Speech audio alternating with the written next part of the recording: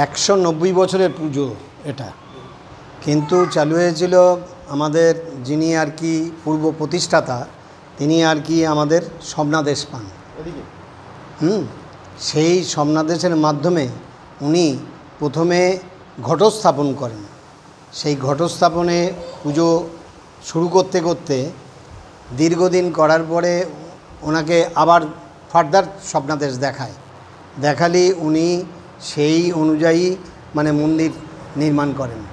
উনিই করে গেছেন এই মন্দির, এবং সেখান থেকে আজকে এই 190 বছর মানে ওনার যা পরবর্তী প্রজন্ম যত আছে সব মানে এইভাবেই পুজো চলে আসছে।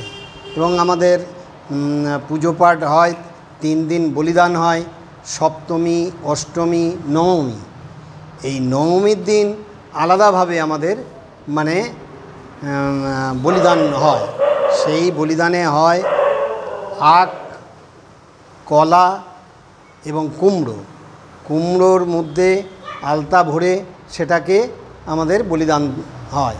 আমাদের সপ্তমী অষ্টমী থেকেও ওই আখ, কলা, শসা বলি, আর নবমীর দিন ওই আখ, কলা, শসা বলি তো থাকেই, তাছাড়া কুমড়ো আর বড় শসা তার ভেতর থেকে সমস্ত বীজগুলো বের করে নিয়ে ওর ভেতরে রং পুড়ে হয়। আর আতপ চালের দিয়ে ওটা ওকে একটা মানুষের মতো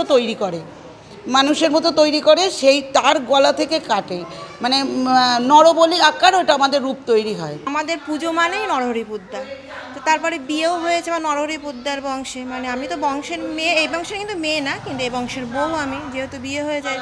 এবার এতদিন আমার এত বছর বয়স হয়ে গেছে, তখন থেকেই দেখছি আমার এই পুজো। এবার যতটুকু দেখতাম প্রচুর লোকজন হতো। কোথা থেকে আসতো? বাংলাদেশ থেকে আসতো, মানে নানান রকম জায়গা থেকে আসতো, হিঙ্গলগঞ্জ থেকে আসতো, মানে নরহরি, হ্যাঁ বিভিন্ন জায়গা থেকে, আঞ্চলিক জায়গা থেকে এই পুজো দেখতে আসতো। এমনকি কলকাতা থেকে আমাদের নরহরি পোদ্দারের বংশের তো কলকাতা থেকে আসতোই, প্লাস আরও লোকজন আসতো। এখন কি অবস্থা? এখন মানে অষ্টমীর দিনটা প্রচণ্ড ভিড় হয়, কিন্তু বাংলাদেশ থেকে এখন আর লোকজন আসে না, বা হিঙ্গলগঞ্জ বলো, সুন্দরবন বলো, ওইসব এলাকা থেকে, সীমান্তবর্তী এলাকা থেকে লোকজনগুলো আসে না।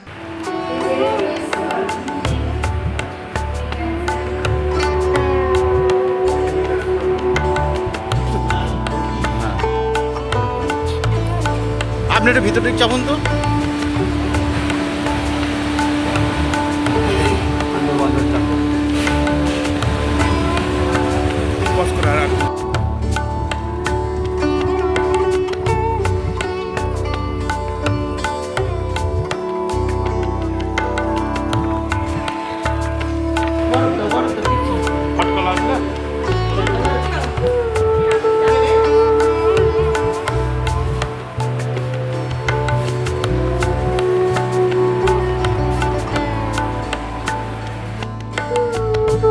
ফলো করুন সংবাদ প্রতিদিন ডিজিটাল।